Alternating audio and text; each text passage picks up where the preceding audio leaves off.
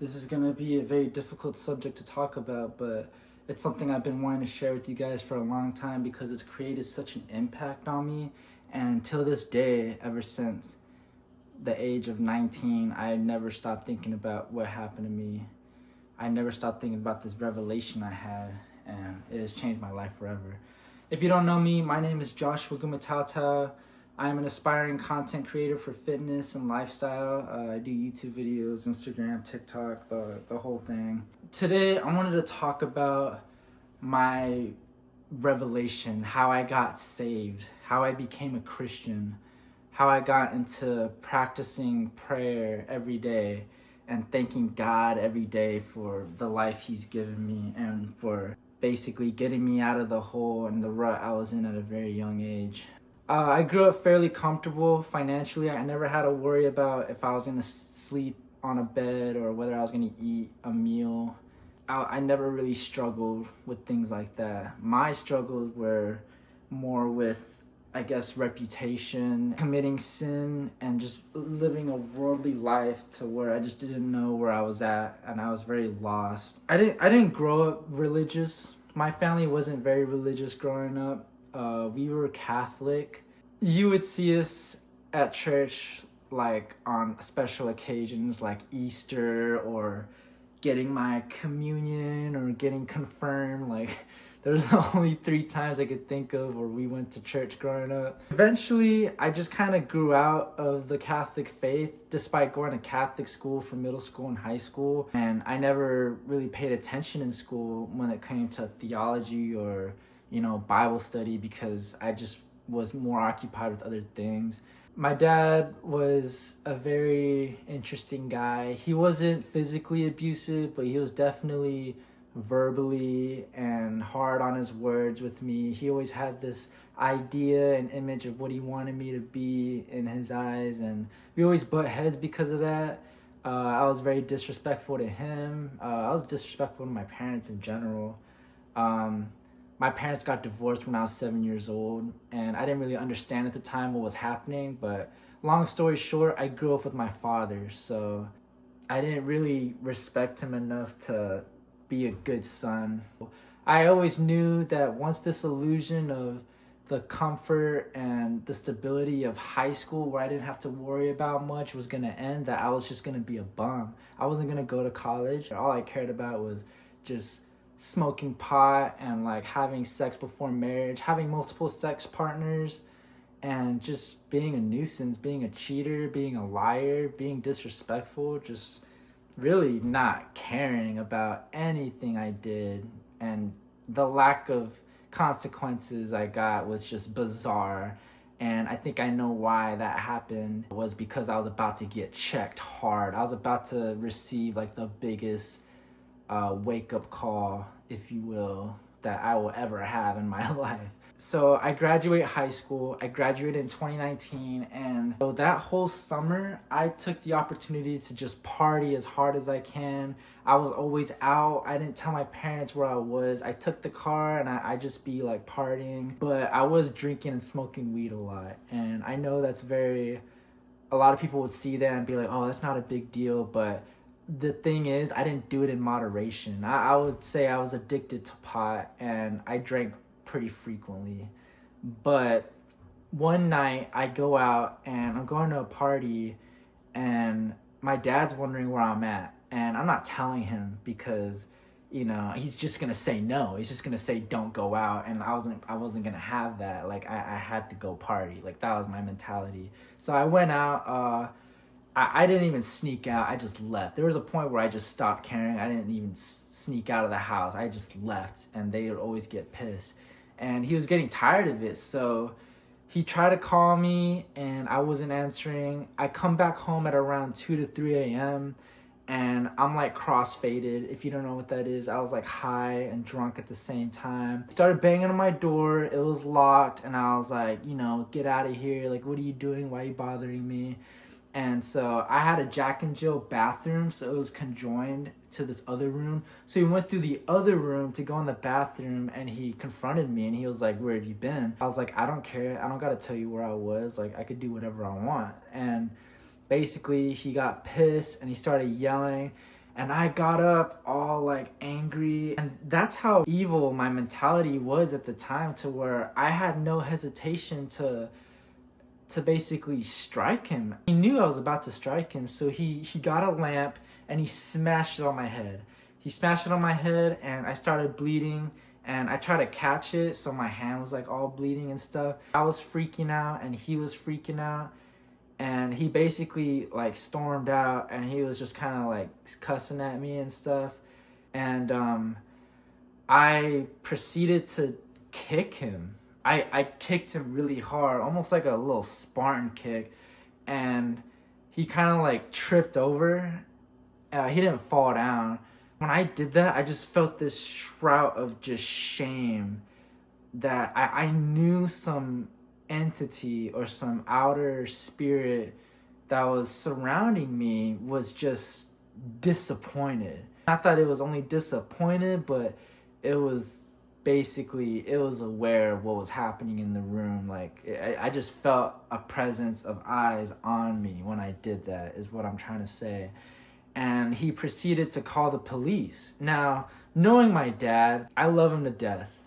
And at the time I didn't. I had hatred towards him. So I knew that he was calling the police because he was just not happy with what I was becoming. He was not happy with me at all. He knew I needed to be taught a lesson. And so he called the police. The police came to the house, and the police came to the house, and like, I don't know what it is with Guam. I don't know if they're just like bored, but I swear, like 8 cop cars pulled up to the house, and that just, for me, you know, like this 18-year-old kid who didn't really do much damage, you know, to his father physically. I don't know about it. Emotionally, I'm sure I just wrecked him, but there was nothing that warranted 8 cars to come to the house. And I'll never forget this. Like, I walked out of the house.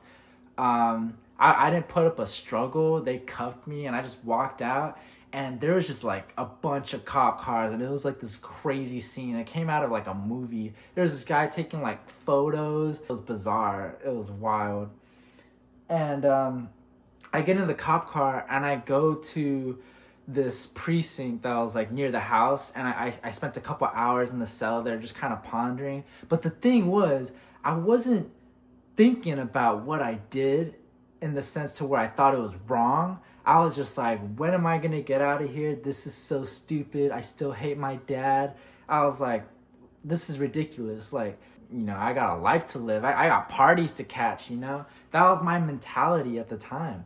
So they got me out eventually, and they put me in the room for questioning. I wasn't saying anything. I was just kind of pissed. Basically, they took me to the main precinct, and I was basically held there. They took my mugshot. I was in the cell for about like a day or two. I don't remember. I was in there for a relatively short time, but still had no remorse for what I did. No guilt was felt.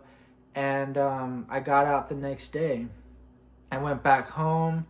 I kind of just like continued my day like nothing happened. Now this is where it gets interesting. I was at the mall with my buddy, and I'm just having a normal day, and all of a sudden I get a text from another buddy of my mugshot, and it's plastered all over the island. Like, being on this island, being on Guam, was like being in a small town with like more people than a small town would have. There was like, everyone knew each other, you know? Everyone, if you didn't know each other, everyone knew of each other. And it was just like, one mistake and your reputation could be just tarnished for life, you know? And that was the road I was headed down to. Like, that's how bad this blew out of proportion, you know? Getting bombarded with messages, and everyone's texting me. They were just texting me to just tell me what happened. I didn't really like form any like close connections with anyone to where I had people who were close to me trying to like comfort me through this. I was really like aggressive and rude towards most people in my life, and I just didn't really form any connections at all. And this is where my wake-up call started happening. I remember laying in my bed and just thinking of my life and just thinking of where I was headed to, and just not being proud of myself, having no accolades, no passion, no accomplishments. And I was just there and just straight up embarrassed. I didn't really have anyone to talk to about this. And the thing was, I did not even learn my lesson yet. I was still that angry kid that everyone kind of knew, and I had no remorse for what I did. I was just, if anything, this just made me more angry at the world. Like, I was just in full on, like, F everything, F you. Like, right before COVID, at the end of 2019, I left Guam to go to San Diego. Now, the thing was, I didn't realize I was on probation with the incident that happened earlier with my father. So I wasn't supposed to leave. I was in San Diego for 2 weeks, and I was gonna come back home not thinking that anything was gonna happen because I didn't even realize what I did was wrong.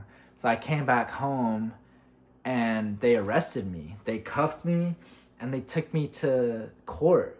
And my probation officer was telling me that, you know, I screwed up, like I wasn't supposed to leave. And I was like, I didn't know this, but, you know, they don't care. So she took me in, and I spent a week in jail.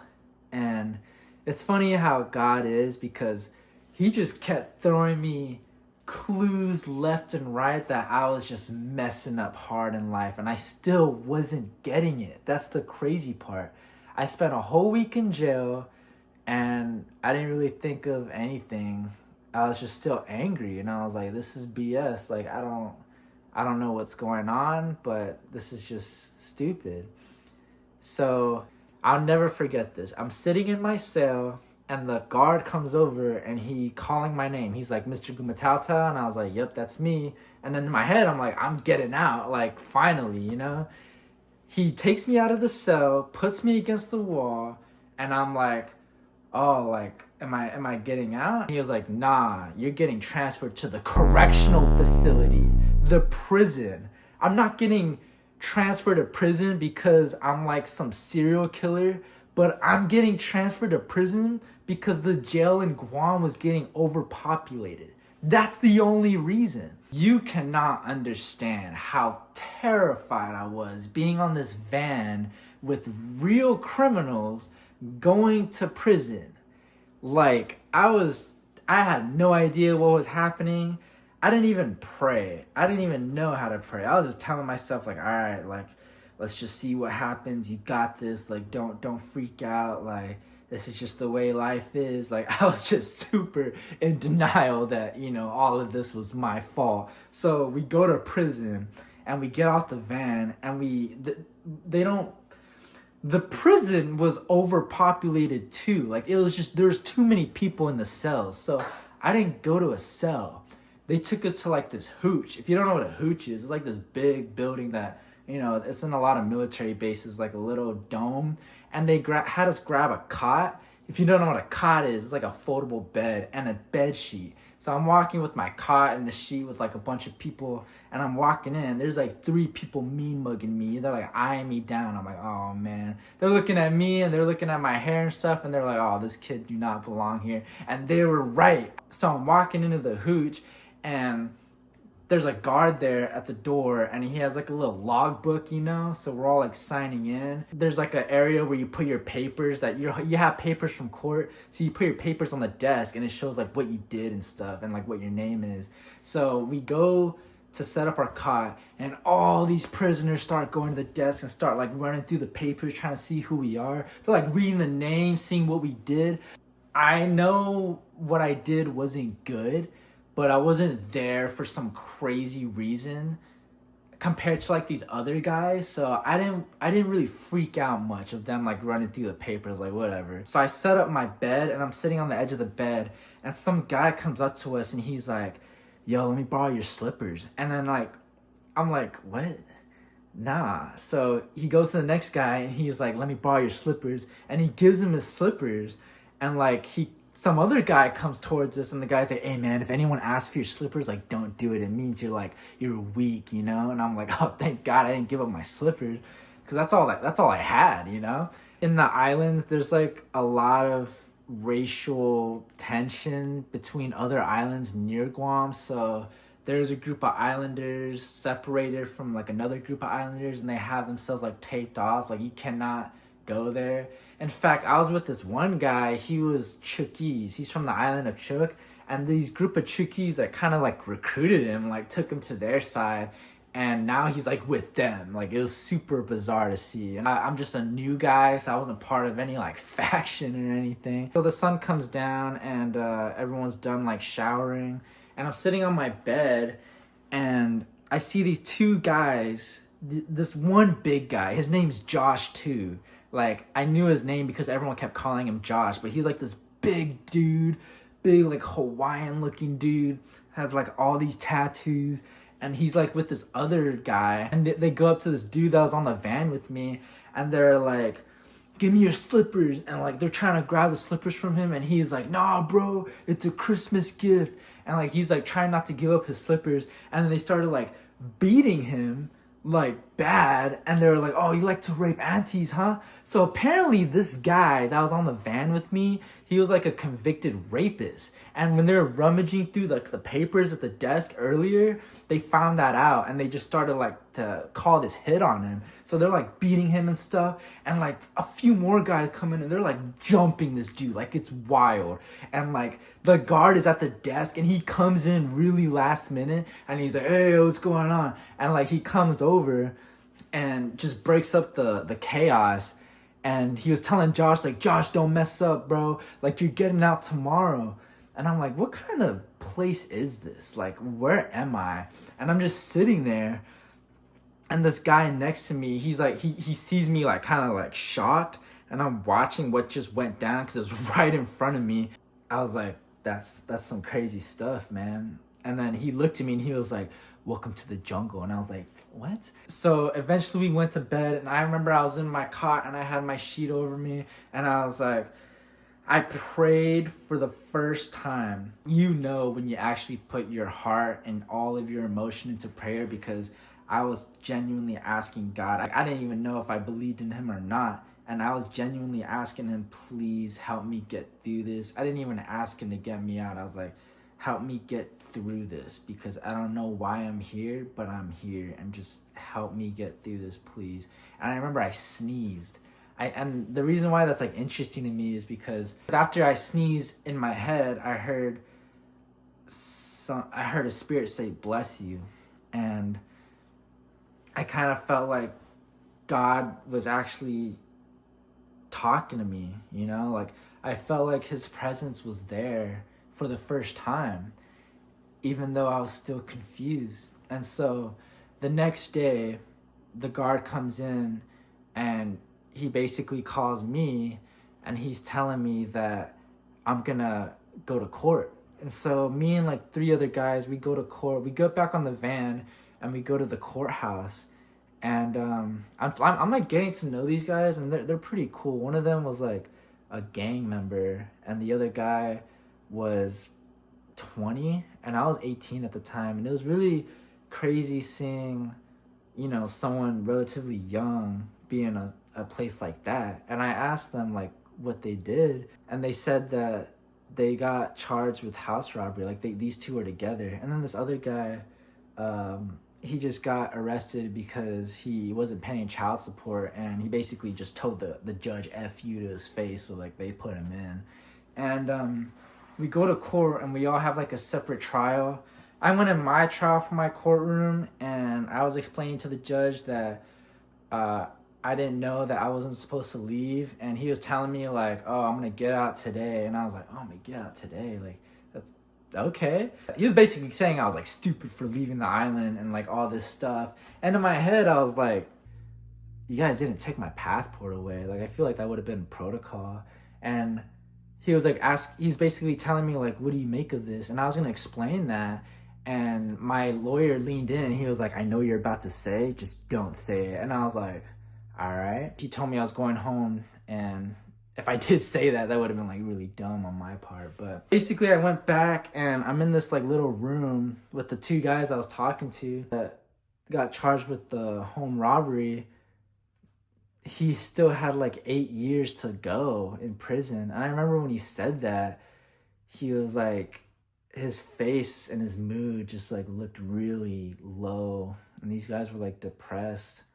And I kind of felt for them, you know? Like, I know what they did was wrong, but there's a part of me that just, I felt so bad. And I was like, I would never want to be in those shoes, you know? Like, I need to like change my life.